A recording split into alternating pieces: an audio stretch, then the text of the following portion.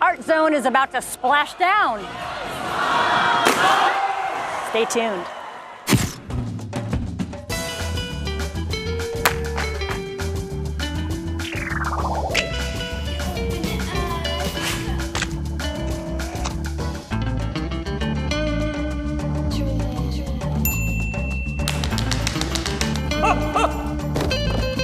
Hello, hello. Hit it, hit it.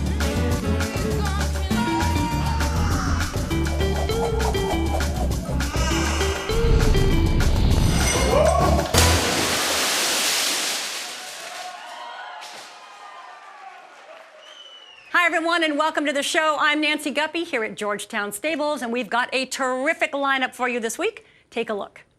Troubles of family tree. Sara Porkalob's big vision. A younger generation, they're just like, yeah, it's a little hard for us to watch this stuff, but it's real, so keep doing it. A Burlesque Fest debut. What started as a slightly drunken promise Right. is now Right. grown into a 50-person festival. Event. Yeah. You ready? Blah, blah, blah, blah. Jason Lajeunesse curates the calendar. All right. And my new favorite band, Chris King and the Gutterballs. Bad thoughts disappear, and I drifted off to sleep. We'll begin with Sara Porkalob, artist, activist, and creator of the family trilogy Dragon Cycle, who believes that sharing our stories can change the world. So it's my grandmother's 73rd birthday, and she demanded that we all get together, so here we are. You don't have to wear the glasses, I can wear them. Do you want to wear them? Well, the grandma says, get together because I'm going to die soon. You can't really say no.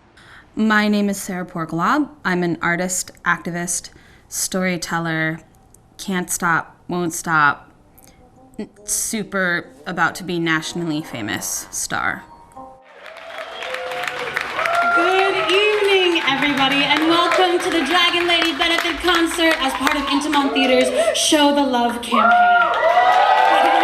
If somebody were to ask me to use only one word to describe what I do, I would choose storyteller. Because at the heart of everything I do, whether it be singing, educating, my social activist work, in 4 years, my campaign policy building, is built around stories. And what are the building blocks of stories? People, events, history, and a whole bunch of metaphor. Is that clear enough for you? Yeah. Okay, great. I don't know what Theater. Say your discovery out loud, but don't send it to your partner. It's just a stupid direction. I don't know. That started in theater production because I come from a family of performers. My grandmother is a singer. Growing up in a household with my mom, my aunts, my uncles, and my grandmother, we were poor, so it wasn't like we were going to Disneyland and stuff, but we would always sing karaoke. There you go. You gotta get ready. This is my mom. This is my mom. You want to get beat up? See, I'm her sister. No, I'm her mom. It's my mom. I was the baby in the family, and everybody would watch me and encourage me.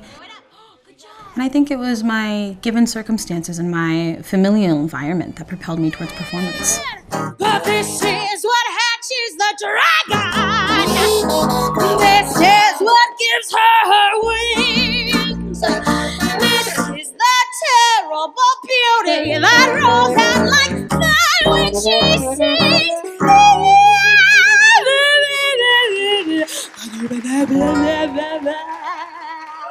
So the Dragon Cycle, this trilogy of plays about my family, one play for each generation, really started in college. I didn't think that I was a funny actor. Like, I had never been cast as a funny comedic person. I thought I was going to be doing drama and Shakespeare. So I started doing some research, asking myself some deep, deep questions. Why am I doing what am I doing? Well, what kind of stories do I want to tell? Who do I want to reach? And I thought that the best place to turn to was my family. Now, my family, as I mentioned before, hella Filipino, hella queer, hella immigrants. And I started writing the first play of the Dragon Cycle in my solo performance class. And that was an 8-minute version called Dragon Lady. I tell you what, I told your mother and your aunties and your uncles I don't want to have birthday event today because all my children, are we like normal family, talk about politics or Tupperware? No. When my children get together in one place, they talk about the past, their childhood. Oh, we were so poor. You were such a bad mom. I hate you. My mother is the oldest of her generation, and I'm the oldest of my generation. So each of the plays in the Dragon Cycle focuses on one on my grandma, one on my mom, one on me. And my grandmother, when she immigrated here, she didn't have the support system or the different type of cultural privileges to be what other people would call a good mom. She had to work. She was a young woman dealing with culture shock and racism and sexism everywhere she turned.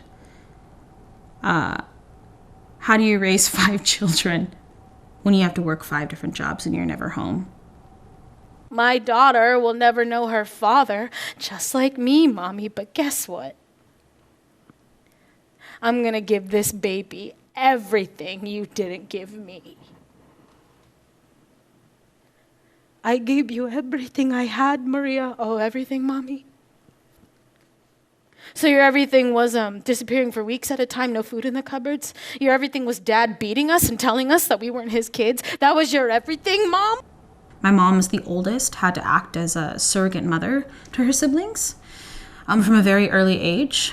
And then she had me. I was kept a secret from the whole family until the day that I was born. Now, which one of you knew? Knew what?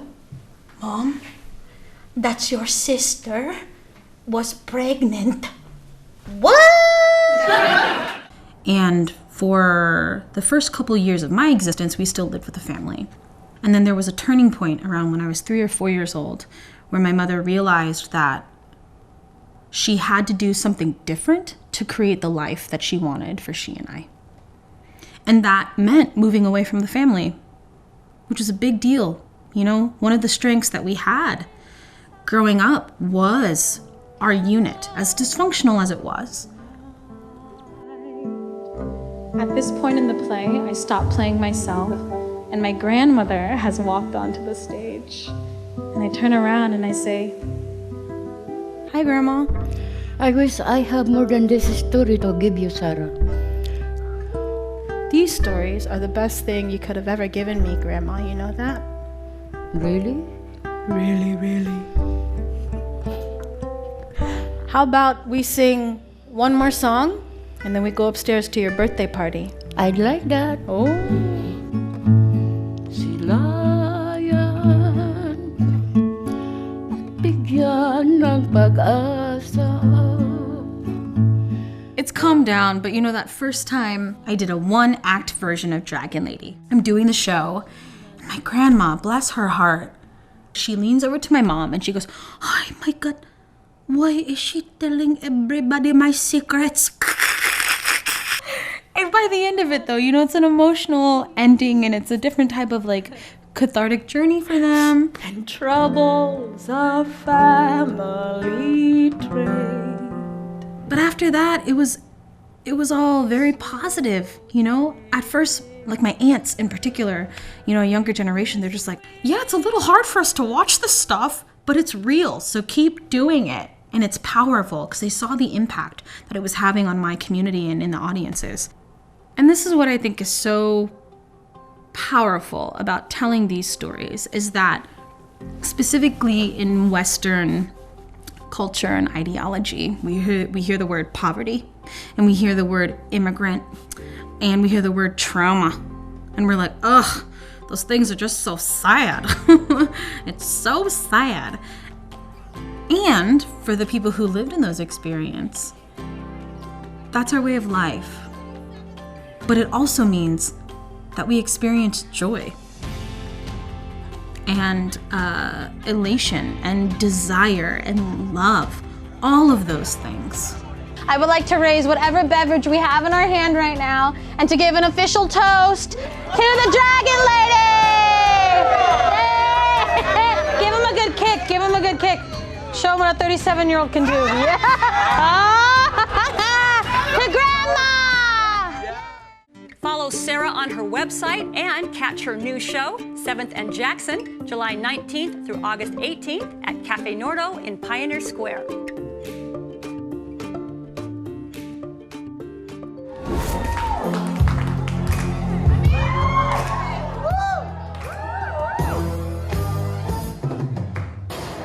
The art of burlesque is alive and well in the Pacific Northwest, but just when you think you've seen it all, you have not.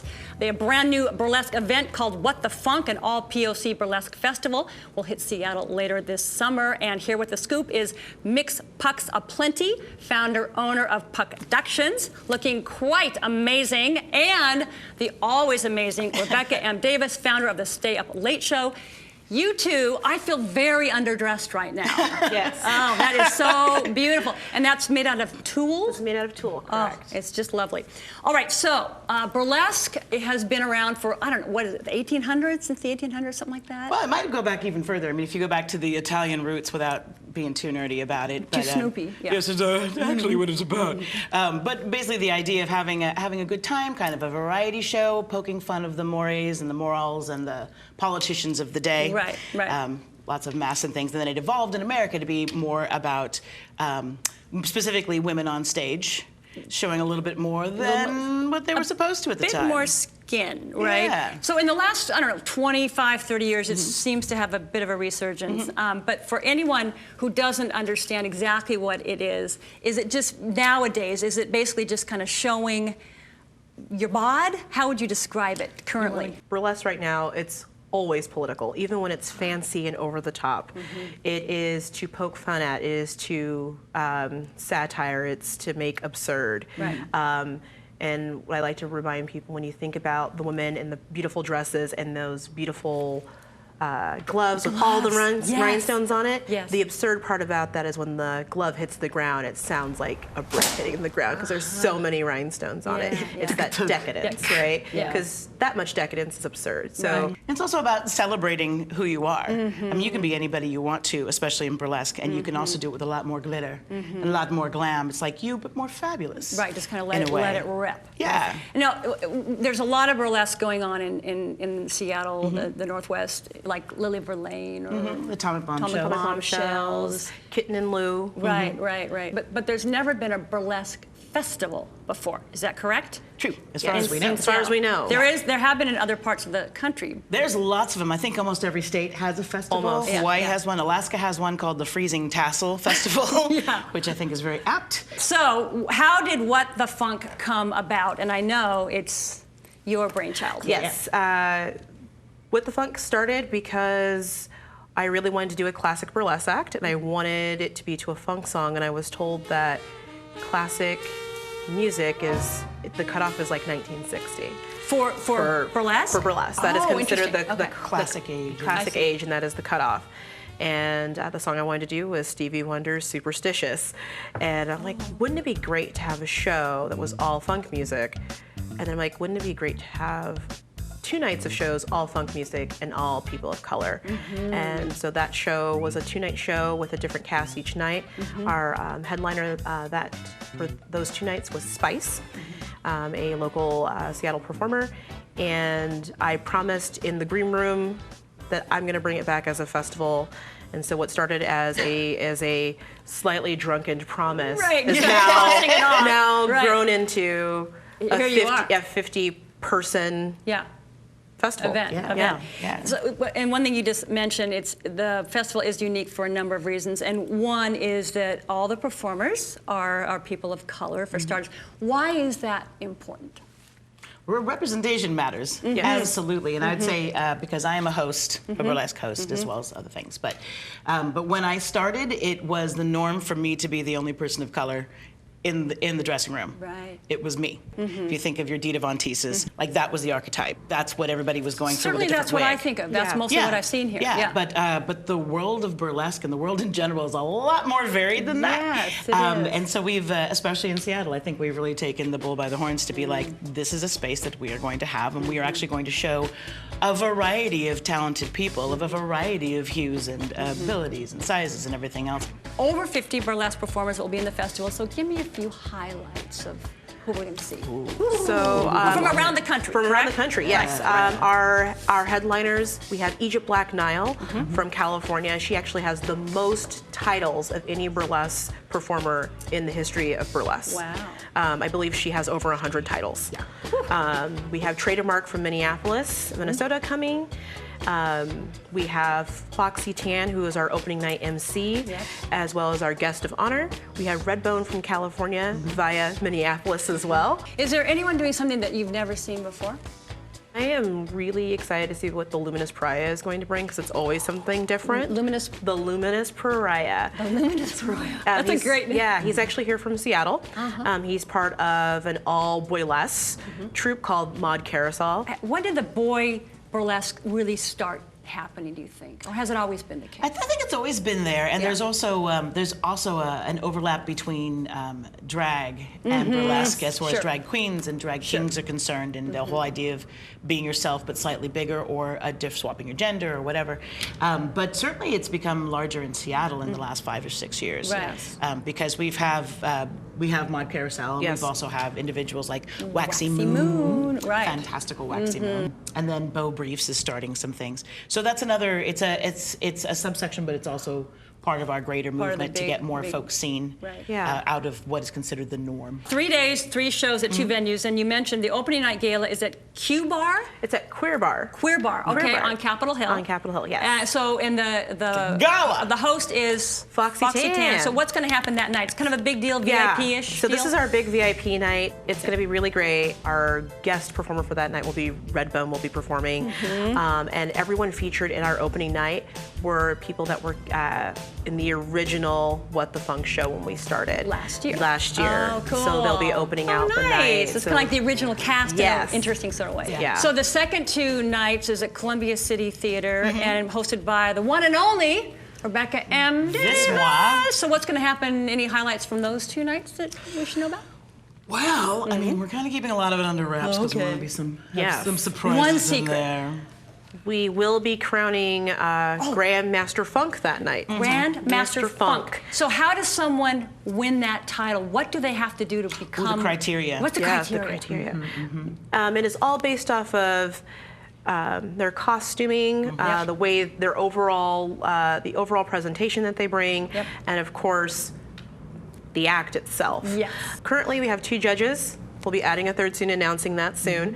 But they will determine that winner, and it's amazing. A community member by the name of Rhode Island Red commissioned a sash and crown for our winner. Beautiful. So, and they're stunning. The winner will also receive a costume commission. Nice. And they will also receive, I believe, 100 gross of rhinestones from Savant Gems. And there's going to be classes? Yes. Too? And for what, all levels, beginners? Yes, from all levels. There'll be all levels of classes. The Academy of Burlesque, Miss Indigo's Academy of Burlesque, they are one of our sponsors, and they are allowing us to do classes at their school.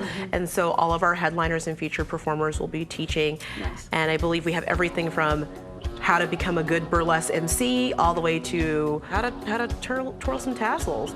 All right, well, What the Funk and All POC Burlesque Festival runs August 22, 3, and 4. More information, including how to get tickets, and you want to get it because they are going to be going fast. whatthefunkfest.com. Well, thank you so much. You are, Thanks for having us. thanks. Yes. It's just wonderful. Bravo. Yay for burlesque. Yes.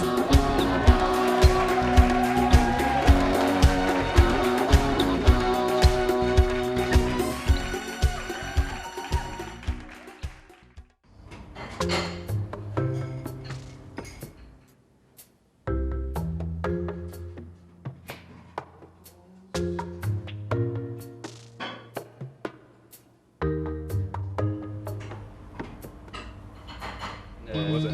It was a 410. But Oh, they had like I thought you meant like a me character.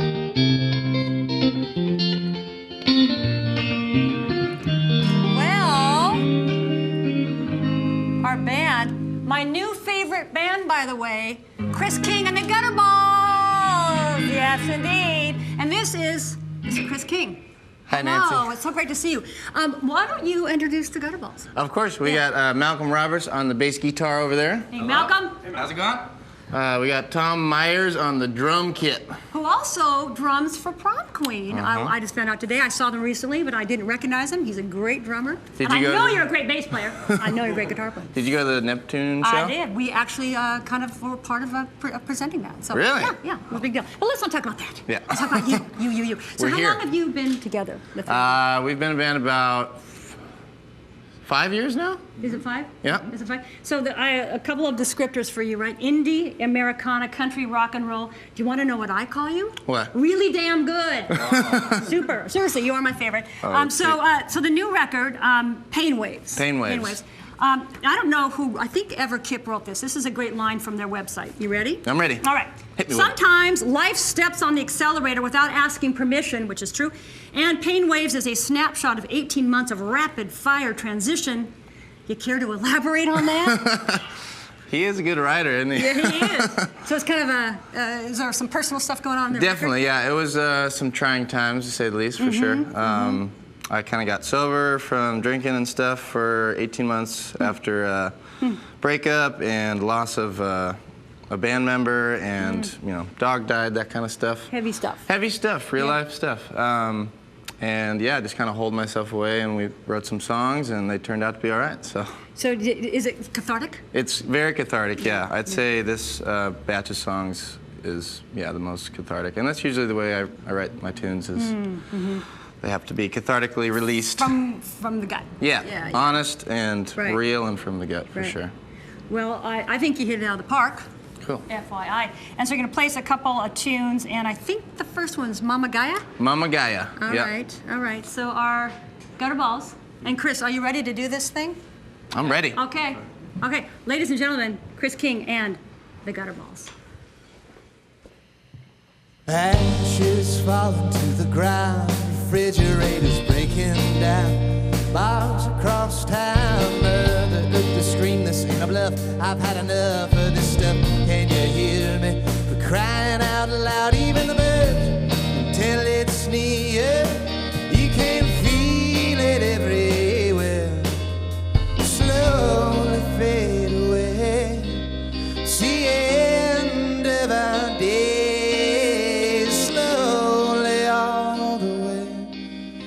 Take me not today.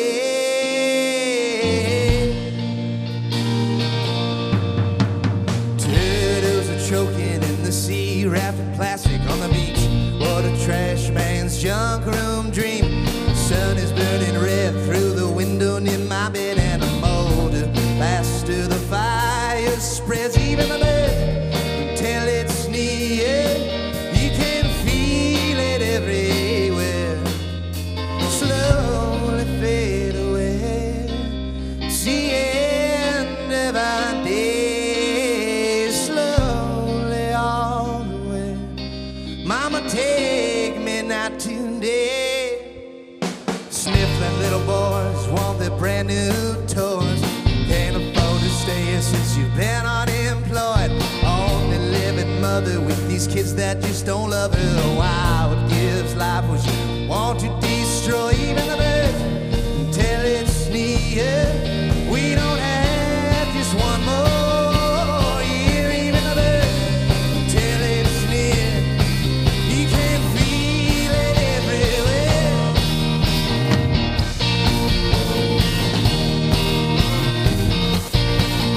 Slowly fade away. It's the end of our days. Slowly all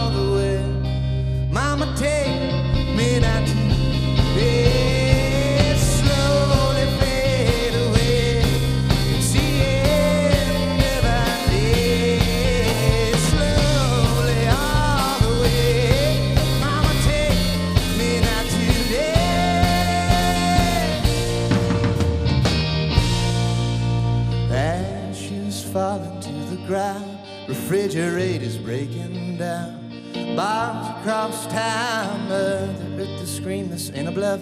Had enough of this stuff, can you hear me crying out loud?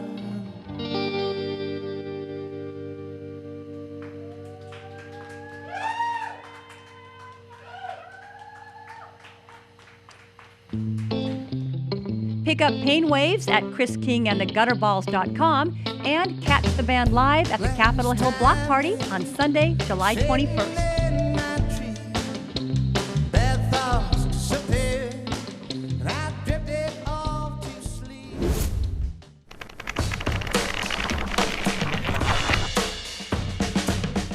Hi, I'm Jason Lajeunesse, and I'm curating this week's calendar of events. We'll start off with the debut EP release party of up-and-coming local singer-songwriter Willa Barnett. I had a plan, grow up and get out. Willa will perform her EP Feel Too Much in its entirety, plus sing some covers and other unreleased songs on Sunday, June 30th at the Rendezvous Jewel Box Theater in Belltown. Now moving on to a full slate of music summer festivals, starting with Dobe Fest on Orcas Island. Celebrating its 12th year, this family-friendly grassroots festival features music on multiple stages, camping, beer gardens, games for kids, and oceanside hot tubs. Featured bands include Country Lips, Cumulus, Down North, and Gypsy Temple. Dobe happens August 7th through the 12th. Next up is the Timber Music Festival in Carnation, Washington. This event focuses on music, community, and the Pacific Northwest's beautiful natural environment. Headliners include golden-throated grunge legend Mark Lanigan, Portland-based songstress Haley Hendricks, and the West Coast garage faves, the OCs.